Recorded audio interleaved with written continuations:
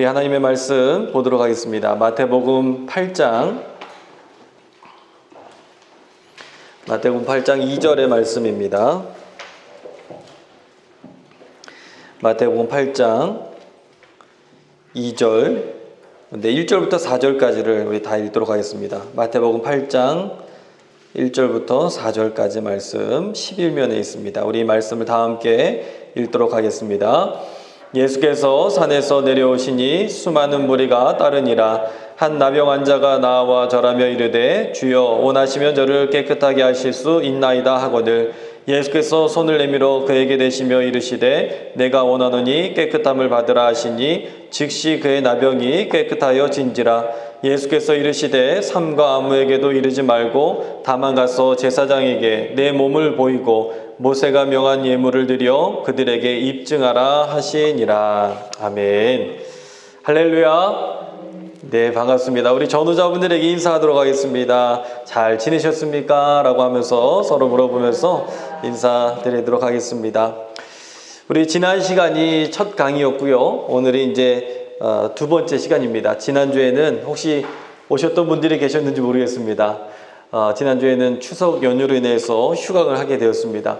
잠시 우리 지난번에 나눠봤던 것들을 좀 다시 한번 좀 되새겨 보면요. 지난 시간에 주로 사복음서에 대해서 개괄적인 내용들을 같이 나눴었습니다.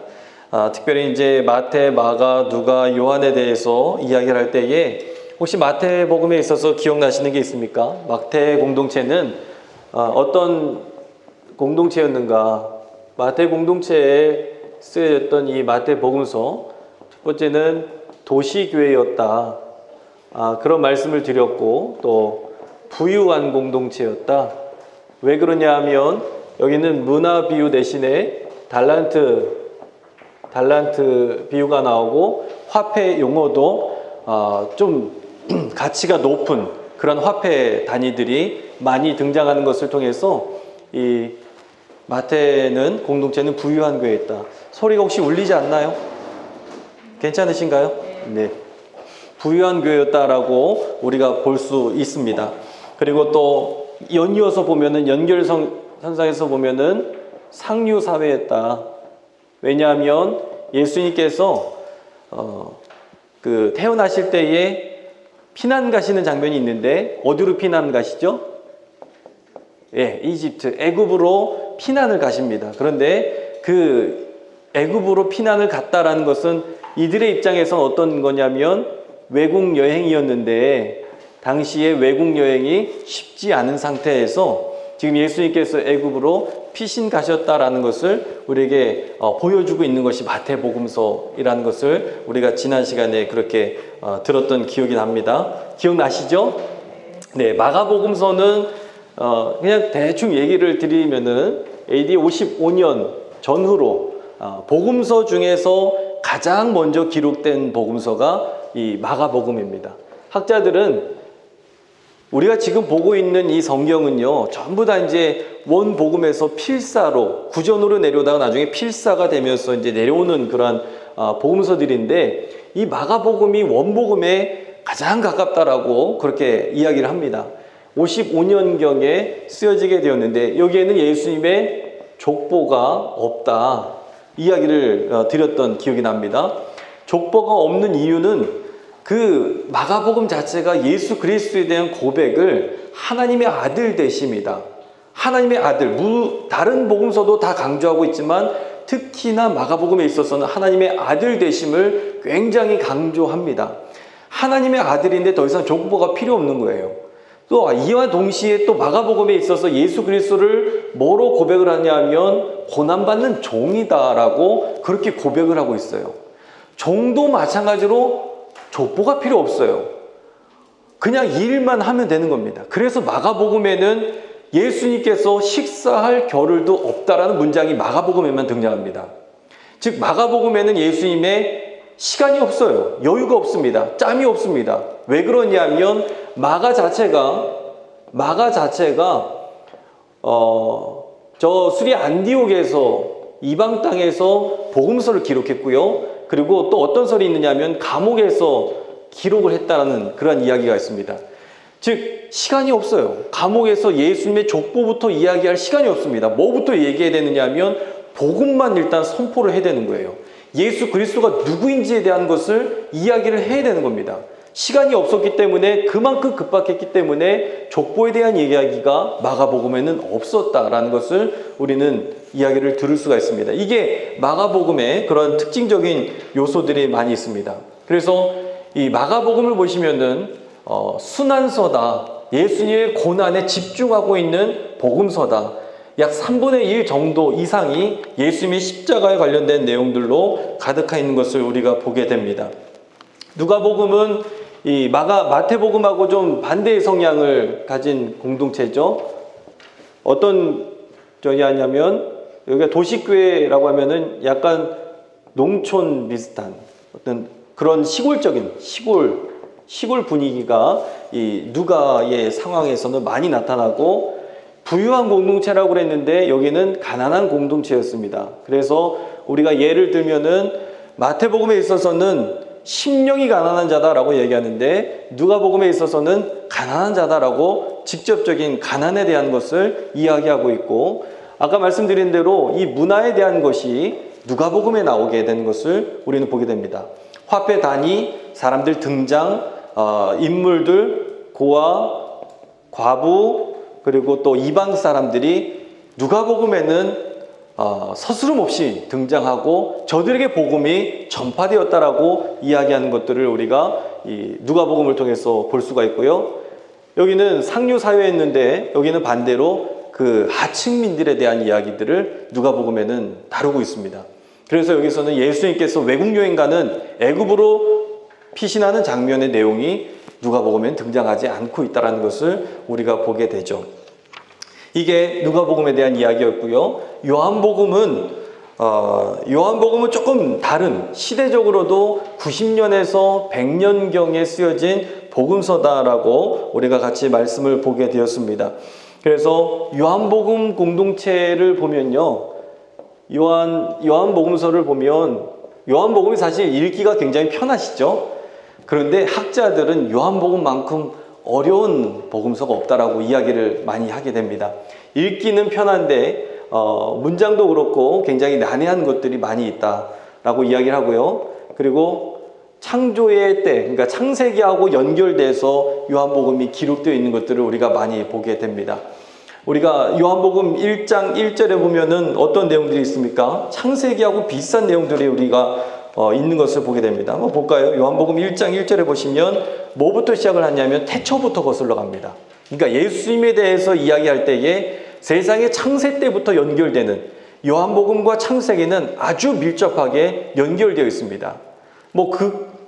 예를 들어보면은 그 천지 창조의 과정, 첫째 날, 둘째 날, 셋째 날, 넷째 날 쭉 이어지는 과정 가운데에 요한복음에도 마찬가지로 그거와 비슷하게 7가지의 기적 이야기들을 우리에게 전해주고 있기 때문에 그렇습니다.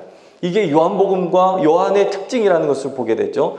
요한복음과 요한계시록, 이 요한서신을 쓰였던 이 요한에 대한 것들이 우리 요한복음 안에는 기록이 담겨 있는 것들을 보게 됩니다.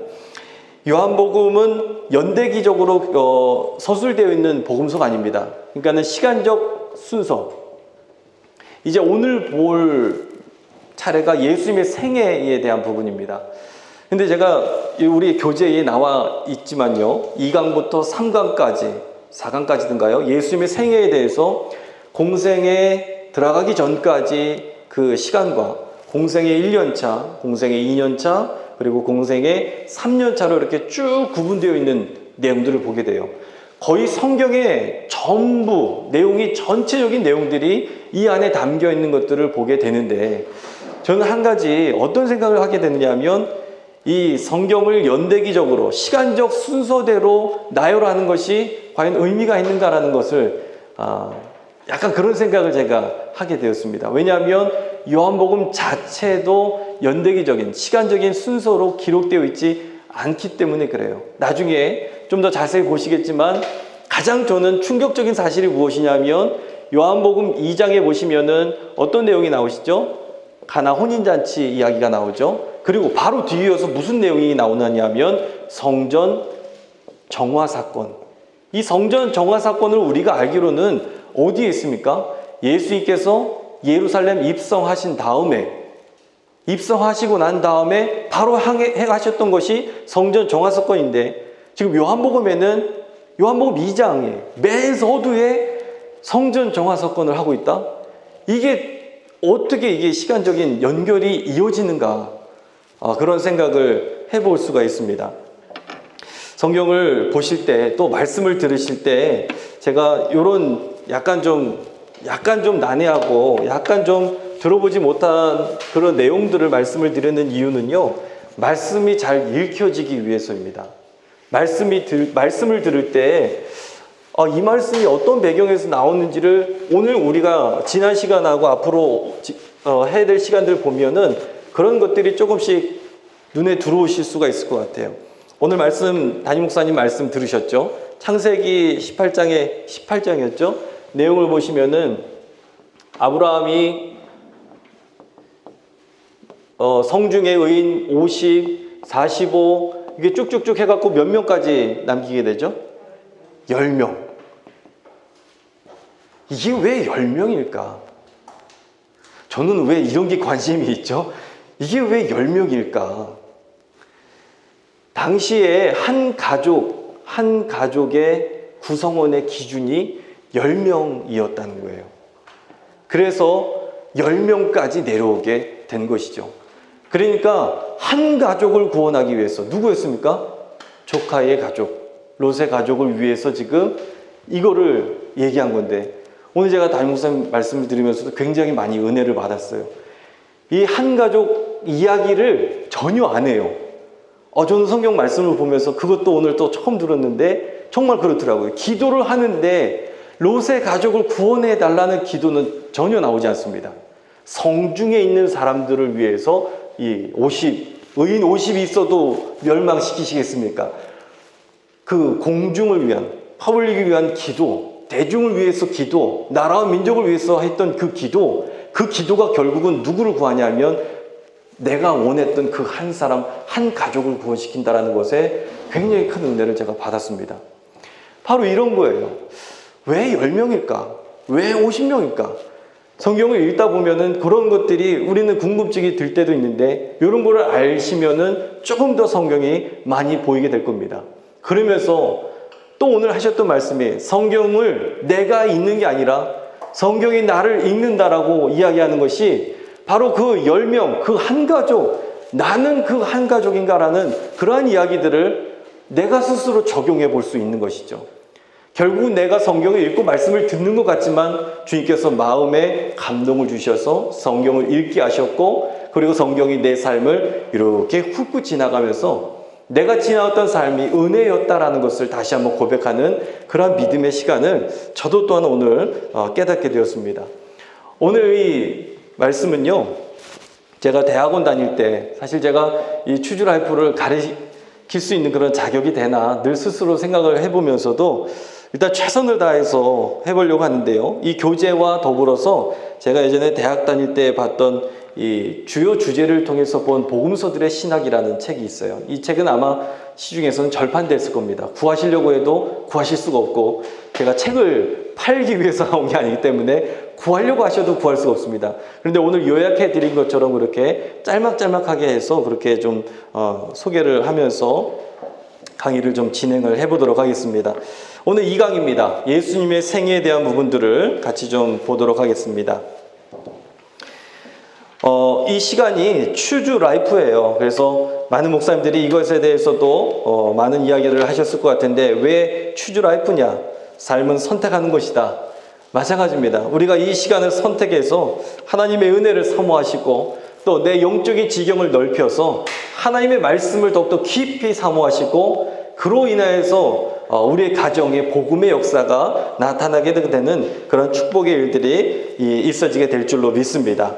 그래서 오늘 우리가 이 강의를 선택을 하게 된 것이고, 우리가 이 시간을 듣게 되는 것이죠.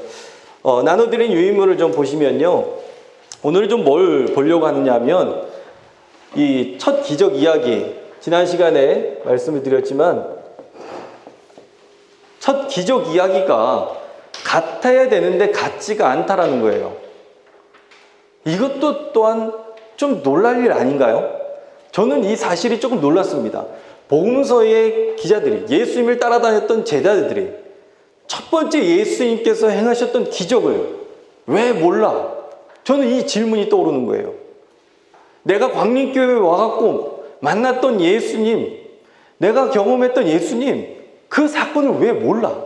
아무리 시간이 지난다 할지라도 그거는 똑같아야 되는데 예수님께서 행하셨던 건데 이게 다르다는 게 저는 굉장히 큰 충격이었습니다. 그 내용을 같이 좀 보려고 합니다. 마태복음을 좀 먼저 볼게요. 오늘 읽었던 말씀이에요. 오늘 읽었던 마태복음 8장 1절부터 4절까지의 내용들에 바로 마가복음부터 보도록 하겠습니다. 처음에 마가복음부터 기록이 되어 있네요. 마가가 먼저니까 마가부터 설명을 하도록 하겠습니다. 첫 번째 마가복음, 기록 시기가 55년경 전후로 이어졌고요. 기독교인 박해 시기에 이 공동체를 위로하기 위해서 이 당시에 마가에 있었던, 마가 교회에 있었던 성도들이 굉장히 많은 핍박과 고난을 받고 있었고 죽는 그러한 현실까지 있어 왔습니다. 그렇기 때문에 그들을 위로하기 위해서 이 복음서가 쓰여졌던 거예요. 그러면서 왜 3분의 1 예수님의 고난에 대해서 집중하느냐? 이 공동체가 그렇게 고난을 당하고 있었기 때문에 다들 죽어나가고 있는데 거기에 있어서 복음이 무엇이냐? 예수 그리스도도 고난받으셨다. 이게 복음인 겁니다. 저는 제가 장례 설교를 하고 장례 예배를 다닐 때마다 큰 은혜를 받는 건 뭐냐면 정말 말할 수도 없는 우리 성도님들의 형편이 굉장히 많이 있어요. 죽음이 다 똑같은 죽음이 아닙니다. 그럼에도 불구하고 위로가 되는 것은 무엇이냐면 예수 그리스도도 죽으셨다라는 거예요. 그리고 사흘 만에 부활하셨다. 이것보다 더욱더 큰 위로가 없는 거예요. 어느 종교가 하나님이 죽었다, 신이 죽었다라는 그런 종교가 어디 있습니까?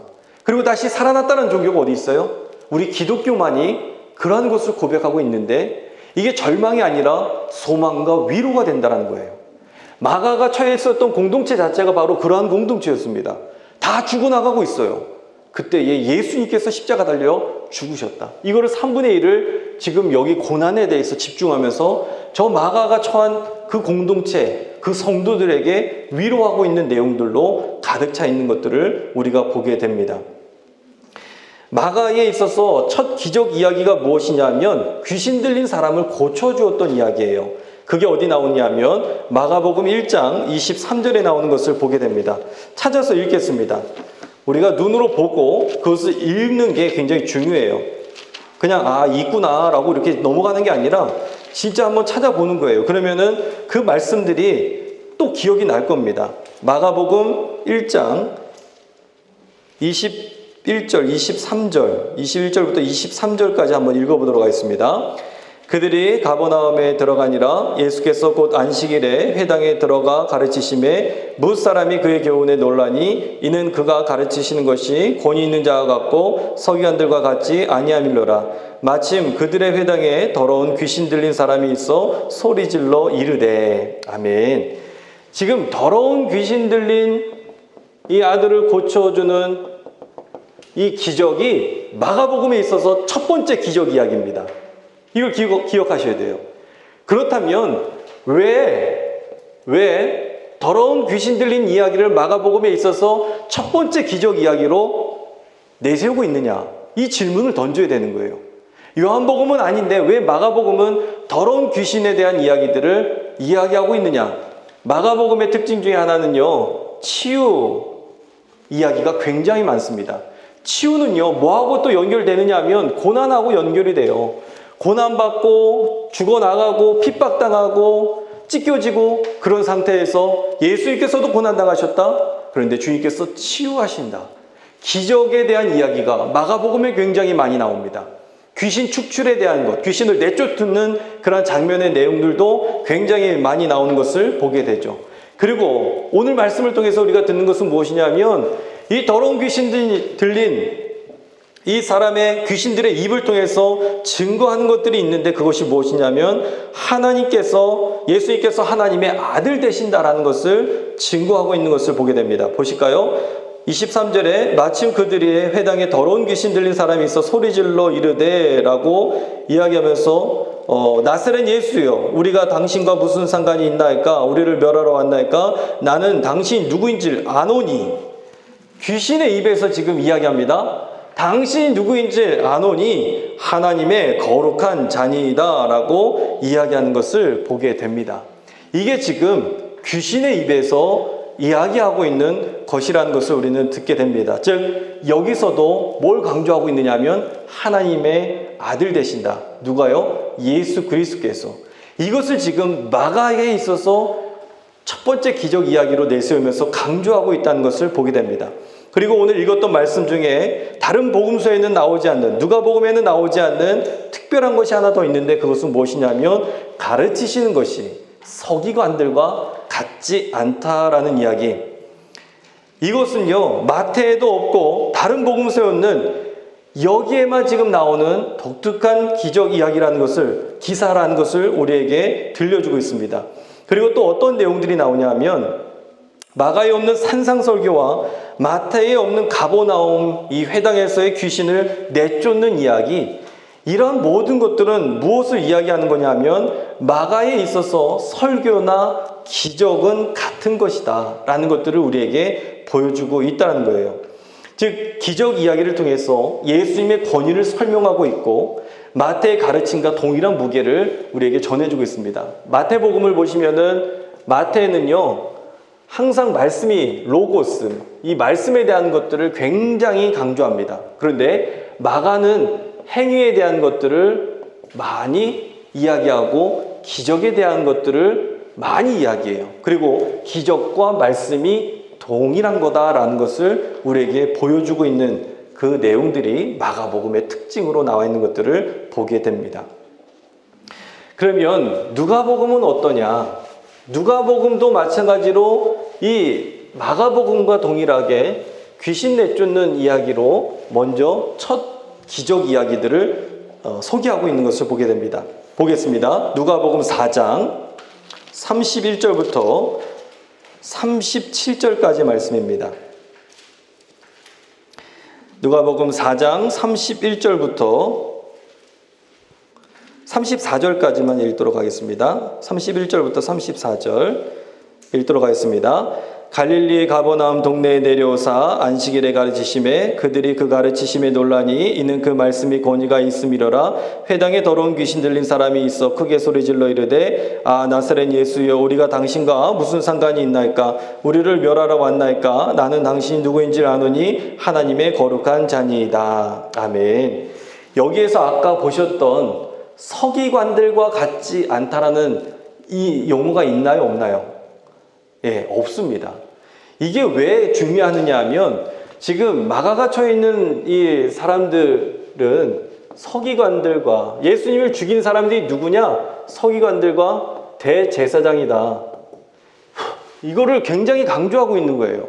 그러면서 이 로마 정부에 있어서는 약간은 이들보다는 가까워요.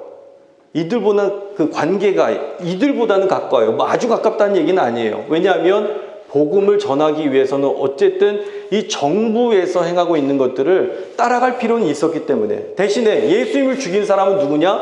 이들이다. 이것을 지금 마가에 있어서는 드러내고 있는 거예요.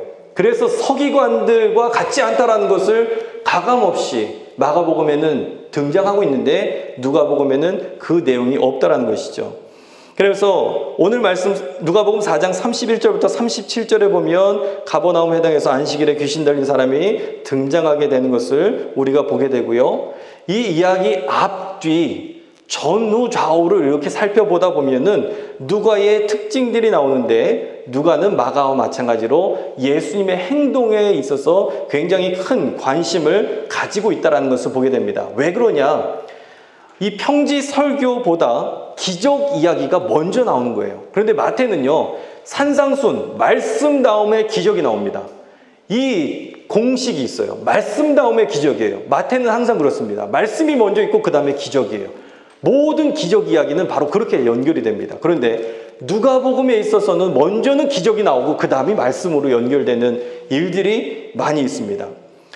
누가복음서에서는요, 제자들을 부르지 않고 예수님 혼자 가버나움에 가셔요. 그런데 다른 복음서를 보면 예수님께서 제자들을 부르시고 함께 가는 장면으로 나오는데, 누가복음에 있어서는 예수님 혼자 가셔서 기적을 베푸시는 것을 우리가 보게 되고요. 그리고 첫 번째 기적과 함께 두 번째 기적 이야기를 소개하는데 무슨 내용이 나오느냐 하면 베드로의 장모, 이것도 아주 중요한 장면입니다. 베드로의 장모는 누구죠? 장모가 장모죠. 누구예요? 이렇게 이런 식으로 저에게 보시는데 여성. 예, 여성입니다. 이게 굉장히 큰 의미가 있어요. 누가는 누구한테 관심이 있다고 그랬죠? 연약한 사람들. 고아라든지 여성도 마찬가지였고 이 당시에 요즘엔 여성들이 굉장히 세요. 예, 약하지 않습니다. 그런데 여성, 고아, 과부, 이방인에 초점을 두고 있어요. 즉 이 이야기는 뭐냐면 첫 번째 기적 이야기 다음에 두 번째 기적 이야기가 여성에 초점을 두고 있다는 거예요. 동일선상에서 보고 있다는 거예요. 즉 누가복음은요, 남자와 여자가 평등하다는 것을 계속해서 앞으로도 보여줄 겁니다. 이게 누가복음의 특징이에요. 그렇게 해서 누가복음에 귀신 들린 사람 고친 이야기가 나오게 되고요. 마태복음 보실까요? 이 이야기가 좀 길어 보이실 것 같지만요, 아마 앞으로도 말씀을 주일에 말씀 설교 들으실 때에 아니면은 복음서 읽으실 때에 굉장히 큰 도움이 되실 겁니다. 이런 견해와 이런 관점이 있다는 것을 아시고 듣는 거하고 모르고 들으시는 거는 굉장히 큰 차이겠어요. 세 번째 보면 마태의 기적 이야기가 나오게 되는데, 마태가 소개하고 있는 예수님의 첫 번째 기적 이야기는 무엇이냐면 문둥병자를 고치는 장면. 이 문둥병자를 고치는 장면이 지금 나오게 됩니다. 우리가 읽었던 마태복음 8장 2절의 말씀을 보시면 한번 찾아보도록 하겠습니다. 다시 마태복음 보실게요. 마태복음 8장 2절.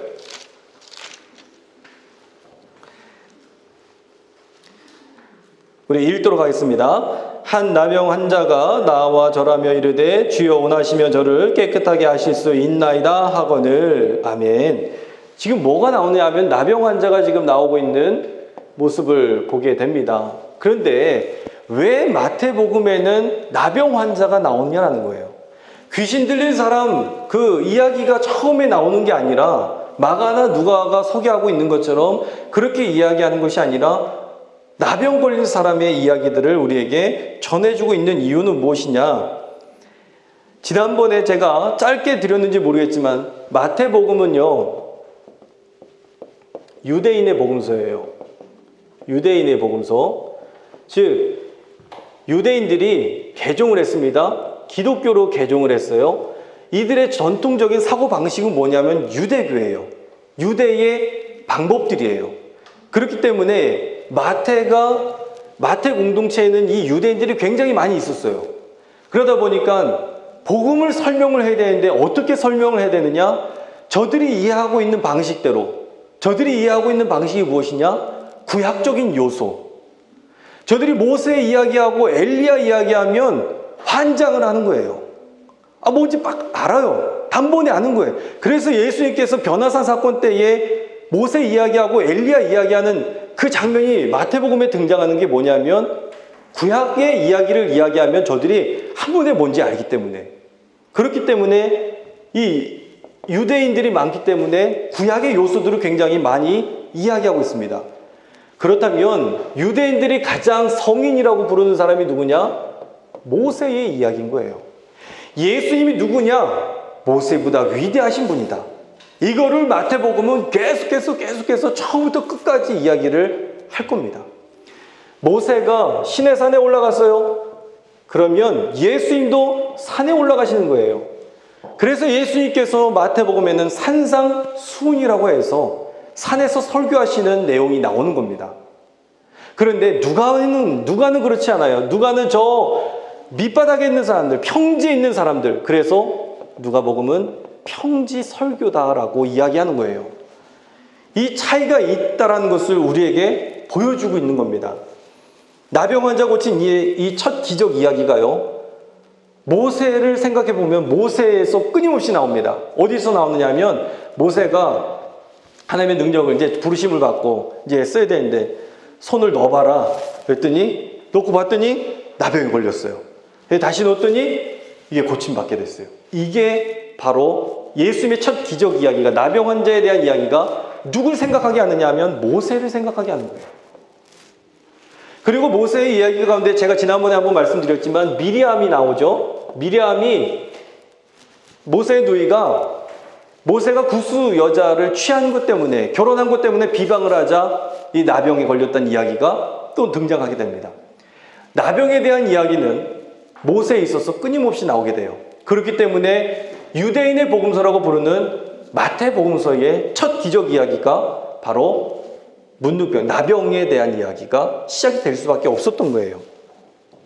그리고요, 이게 출애굽기 4장에 그런 내용들이 나오고 예수님께서 탄생하시는 장면도 보시면요, 이게 지금 누구하고 비교가 되느냐 하면 예수님의 탄생 장면은 모세의 탄생 장면과 비교가 됩니다. 왜냐하면 모세가 태어났을 때에도 사내 아이들을 다 죽이라 라고 이야기했던 것 기억하시죠? 예수님께서 탄생하실 때에도 마찬가지입니다. 2살 이하의 남자 사내 아이들은 다 죽여라. 그런데 이 내용들이 다른 복음서에는 그렇게 강조가 되지 않고 아예 없고 그렇다라는 거예요. 이게 마태복음의 특징적인 요소로 나오고 있는 것을 보게 됩니다. 그리고 또 여기서 보시면은 이런 건 뭐 진짜 셀 수 없이 많이 나오게 되는 거예요. 광야 40년의 시간을 저 이스라엘 백성들이 출애굽한 이후에 걷게 되고요. 그리고 예수님께서도 40년이 아니라 뭐죠? 40일을 광야에서 지내셨던 장면을 보게 돼요. 그런데 또 재미난 것은 무엇이냐면 마태복음이 40일이라고 이야기하지 않습니다. 뭐라고 얘기하느냐면 마태복음에는 40일 밤낮이다라고 이야기하고 있어요. 이게 뭐하고 다르냐면 누가복음하고 달라요. 누가복음에는 그냥 40일이라고 이야기해요. 근데 마태복음에는 40일 밤낮이라고 이야기합니다. 이거는 의도적으로 그렇게 이야기를 하고 있는 것인데, 왜냐하면 40년, 광야 40년 이야기할 때 40년을 그냥 40년이라고 이야기하지 않고 40년 주야, 40주야라고 이야기합니다. 즉 밤과 낮을 똑같이 이야기하고 있는 거예요. 그래서 마태복음에도 40일 밤낮이라고 소개하고 있는 것을 우리는 보게 됩니다. 이게 굉장히 큰, 아주 작은 것 같지만은 이런 요소마다 마태의 이 기록 저자는 마태는요, 그런 것들을 세심하게 배려를 하면서 그렇게 기록을 하고 있다는 것을 보게 됩니다. 말씀드린 대로 마태에서는 산상설교가 누가복음에서는 평지설교로 나오게 되는데, 모세가 시내산에서 율법을 받게 되었다는 것을 우리는 생각해 볼 수 있고요. 그리고 산상설교 이 후에 마태복음에 10가지 기적 이야기가 나오게 됩니다. 산상설교, 산에서 내려오고 난 다음에 10가지 기적 이야기가 나와요. 이거는 뭐를 동일하게 연상을 시키느냐 하면, 저 모세가 바로왕 앞에서 10가지 재앙을 펼쳤던 것을 우리에게 동일하게 연결시키고 있다는 것을 우리는 보게 됩니다. 그래서 마태복음의 첫 번째 기적 이야기가 바로 이 문둥병자, 나병 환자를 고친 이야기가 나오게 되었다는 거예요. 재밌으시죠? 이해가 조금 되시죠? 근데 저는 이 이야기를 들으면서 너무 재밌었어요. 저 책을 하룻밤에 다 읽었어요. 왜냐하면 그동안 못 들어봤던 거를 들어봤기 때문에. 저 교수님이 그 당시에 총장님이셨는데 서울대 나오시고, 그리고 이 제가 수업을 복음서에 대한, 그러니까 신학대학을 다니면서 복음서에 대한 수업을 거의 못 들어봤어요. 그런데 대학원 첫 학기에 들어가서 딱 들었는데 제가 뒤로 이렇게 놀래 자빠졌어요. 이게 분명히 이게 이단인가? 혹시 막 이런 생각도 했는데 그게 아니에요. 내가 모르고 있었던 거지 신학자들은 이미 다 연구를 했던 결과였던 것이고 내가 연구 안 하고 내가 몰랐던 것이지 하나님의 말씀을 내가 열어보지 않았던 것이지 관심이 없었던 것이지 여기에 제가 온 충격이 굉장히 컸었습니다. 저는 우리 성도님들이 많이 배우셔야 된다고 생각을 해요. 뭘 많이 배우셔야 되느냐면 말씀을 많이 배우셔야 되는 거예요. 대신 여기에 나오는 이 신학이 신앙하고 연결이 되지 않으면 신학과 신앙이 연결되지 않으면 그 신학은 아무런 필요가 없습니다. 이단들이 가리키는 거 단지 호기심만 자극하는 그러한 것은 필요가 없어요. 이거는 사단이 주는 그런 학문입니다. 그게 아니라 내 신앙에 굉장히 큰 작용을 하게 되고 이 말씀을 들으면서 삶이 변하게 되는 그런 일들을 우리는 볼 수가 있는 겁니다. 왜 이들이 예수 그리스도를 동일하게 경험했음에도 불구하고 자기들의 공동체에서 이렇게 하나님의 말씀을 전할 수밖에 없는 이유가 무엇이었던가? 반드시 그들의 상황이 있었다는 겁니다. 죄송합니다. 제가 광림교회에서 여기서 이제 설교를 이제 하고 제가 광림 북교회를 파송을 받게 되었어요. 3년 전에. 그래서 북교회를 가서 설교를 하는데 여기에서 했던 설교를 그대로 그 방식대로 했습니다. 그렇게 큰 차이가 없을 거라고 저는 생각을 했어요. 그런데 그게 아니더라고요. 이게 모기가 되게 많네요. 네. 입으로 들어가면 안 되는데 입으로 들어가네. 그분들을 밑으로 보는 것도 아니고 광림교회를 높이 보는 것도 아니에요. 삶의 자리가 다르고 지리가 다르고 환경이 다르기 때문에 거기에서 쓰는 용어들과 생각하는 방향들과 관심 두는 것과 이런 부분들이 분명히 다르다는 것을 제가 보게 되었습니다. 그래서 그 당시에 제가 처음에 가서 했던 작업은 무엇이냐면 그동안 했던 설교를 다 버렸어요. 막 이렇게 버렸다는 게 아니라 하나도 안 썼어요.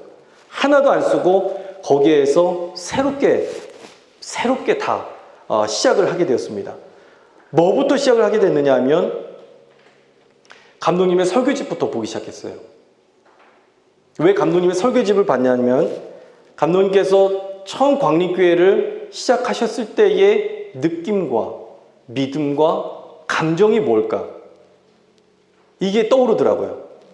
그러면서 광림 북교회를 처음 시작할 때의 이 느낌하고 이 신앙적인 배경이 비슷하겠다라는 생각을 하게 됐습니다.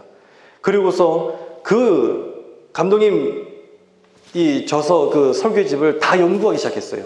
연구하고 똑같은 본문을 가지고 설교를 시작했습니다. 하지만 내용은 다르게. 그리고 그 정신은 같게. 그러면서 설교를 하기 시작했는데 그게 성도님들에게 와닿는 것을 제가 느끼게 되었습니다. 무슨 말씀을 드리느냐면 삶의 배경이 다 다르다는 거예요. 그렇기 때문에 쓰는 언어들도 다르고 화폐의 단위도 다르고 예화 드는 것도 심지어는 달라요. 이 강남에서 쓰는 예화하고 다른 곳에서 쓰는 예화가 똑같을 수는 없습니다. 이 차이들을 설교자들은 늘 연구를 하고 분석을 합니다. 그것이 진짜 제대로 된 설교자가 될 것이죠. 그렇기 때문에 지금 사복음서에 나오는 첫 번째 기적 이야기가 다를 수밖에 없는 것은 이건 잘못된 거다라고 이야기하는 게 아니라 본질적인 것은 예수는 그리스도이시다. 예수는 그리스도이십니다. 예수님이 나의 생명이시고 나를 구원하신 분이시고 나의 전부 되시는지만 이것을 풀어내는 과정은 복음서 저자의 배경마다 다르다는 것을 우리는 보게 되죠. 네 번째 보시면 요한복음의 첫 기적 이야기가 나옵니다. 요한복음의 첫 기적 이야기는 우리가 알듯이 가나 혼인잔치, 물을 포도주로 바꾸는 이 장면의 말씀을 우리는 보게 됩니다. 그런데 왜 요한복음에만 지금 이 물이 변해서 포도주 되는 이 기적은 요한복음에만 나와요? 그렇다면 다른 복음서에는 왜 등장하지 않고 요한복음에만 등장하게 되는 것인가? 요한이 그토록 중요하게 생각했던 것이 무엇인가? 요한복음서는 말씀드렸지만 기록 연대가 90년에서 100년까지 보게 됩니다. 학자들마다 이게 다 달라요.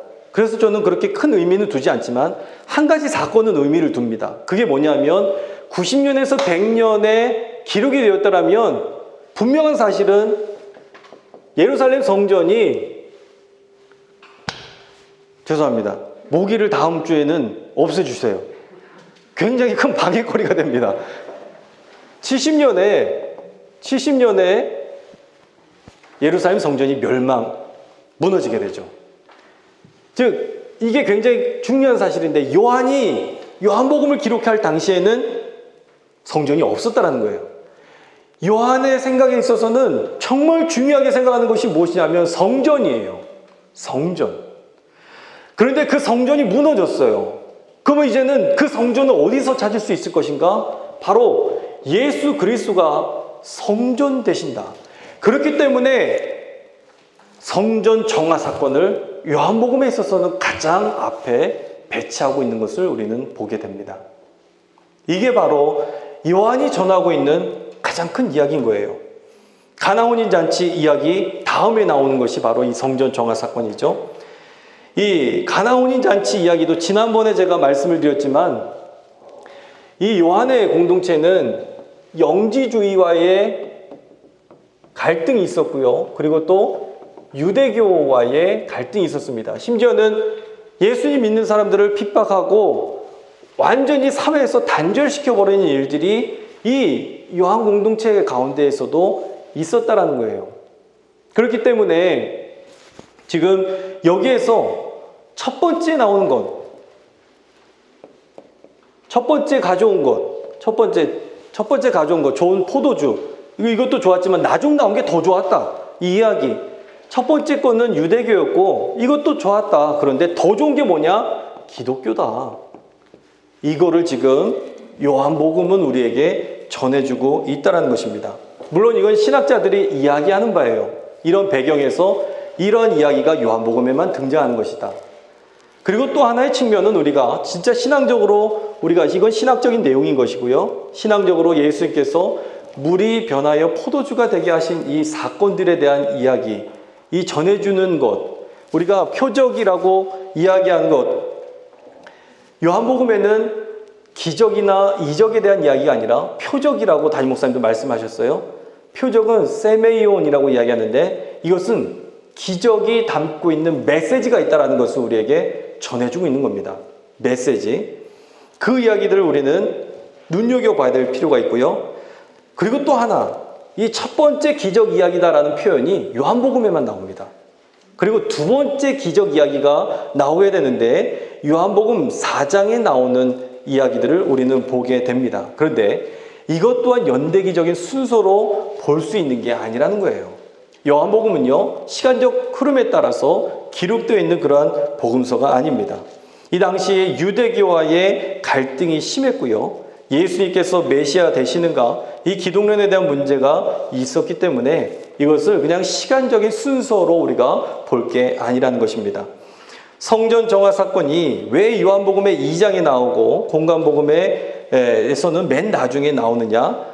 이것 또한 연대기적인 순서가 아니라는 것을 우리가 볼 수가 있습니다. 책에서는요, 우리가 보고 있는 이 교과서에는 어떻게 나오느냐 하면 연대기적인 순서로 지금 가나 혼인잔치가 첫 번째 이제 나오고 그리고 뭐 1년차, 2년차 이렇게 쭉 순서대로 나오는 것들을 보게 됩니다. 학자들에 따라서는 이렇게도 이야기합니다. 요한복음에 나왔던 이 성전 정화 사건은 첫 번째 유월절에 있었던 성전 정화 사건이고 그리고 우리가 공관복음서에 나오는 우리가 예루살렘 입성하시고 예수님께서 예루살렘 입성하시고 행했던 그 유월절 이후에 행했던 성전 정화 사건은 두 번째 유월절 그러한 것이다라고 이야기하면서 첫 번째에도 성전 정화 사건을 하셨고 다음에도 성전 정화 사건을 일으키셨다라고 그렇게 신학자들이 이야기를 합니다. 사실 이게 뭐가 정답인지 몰라요. 그런데 제가 말씀을 드리고자 싶은 것은 뭐냐면 신앙적인 관점에서 이것을 우리가 연대기적인 시간적인 순서대로 이렇게 쭉 나열해 갖고 사건을 읽어가는 것보다 거기에 담겨 있는 의미가 무엇인지 복음서 저자들이 초점을 두고 기록한 것이 무엇인지 우리는 들을 필요가 있다는 것을 볼 수 있습니다. 이렇게 해서 첫 번째 기적 이야기들에 대한 내용들을 같이 나누게 되었습니다. 저는 이게 굉장히 재미있다고 생각을 해요. 그리고 앞으로도 복음서를 읽어가실 때에 굉장히 큰 도움이 될 것이라고 생각이 듭니다. 예수님의 생애로 한번 넘어가 보도록 할게요. 오늘 여기까지만 하고 짧게만 하겠습니다. 모기가 사단이네요. 모기가 이렇게 심하게 공격을 할 줄은. 예수님의 생애를 보시면요, 예수님께서 태어나시고 나서 12살 되던 해까지의 기록만 있고 그 중간의 기록은 없고요. 그리고 나중에 이제 공생에 이제 시작하는 그런 과정들로 이렇게 넘어가게 되는데, 예수님의 출생에 있어서 지난번에도 간략하게 살펴봤지만 마태복음이 전하는 족보의 이야기 가운데에, 그리고 누가가 전하는 이 족보의 이야기 가운데에 차이점만, 아주 그냥 극명하게 드러나고 있는 차이점만 좀 말씀을 드리고자 합니다. 마태복음에 있어서는 14대 예수님께서 태어나시고, 그리고 그 위에 이제 다이당부터 해갖고 이제 쭉 족보가 나오게 되는데, 이 족보를 14대, 14대, 14대 이걸 3번에 걸쳐서 의도적으로 지금 설명하고 있는 것을 보게 됩니다. 그런데 신학자들이 봤더니 이 14대가 정확하게 14대도 아니라는 거예요. 그러면 도대체 14라는 숫자는 어디서 나왔느냐? 이게 바로 다윗이라는 것을, 다윗이라는 이 글자를 히브리어로 이제 숫자로 환산을 했더니 14라는 숫자가 나왔다라는 거예요. 제가 요한계시록을 한번 설교를 하면서도 그런 말씀을 드렸던 기억이 납니다. 이 666이라는 숫자도 마찬가지로 이게 도대체 어디서 나오는 숫자냐? 그거에 대해서 많은 학자들이 이야기를 합니다. 이것도 네로에 대한 것, 이 숫자를 이제 히브리식으로 이제 고쳤더니 666이라는 숫자가 나왔다라는 거예요. 그러니까 숫자로 환산하는 법이 있는 거예요. 근데 이 다윗이라는 것도 마찬가지로 숫자로 환산했더니 14라는 숫자가 나왔어요. 마태복음에만 14대, 14대, 14대, 14대, 14대를 3번 걸쳐서 이야기하는 것을 보게 되는데, 뭘 강조하느냐 하면 마태에 있어서 유대인들이 모세, 엘리야, 그리고 다윗을 중심으로 해갖고 다윗의 자손을 강조한 것이다. 이것이 마태복음 족보에 담겨있는 진짜 큰 의미라는 것을 우리는 보게 됩니다.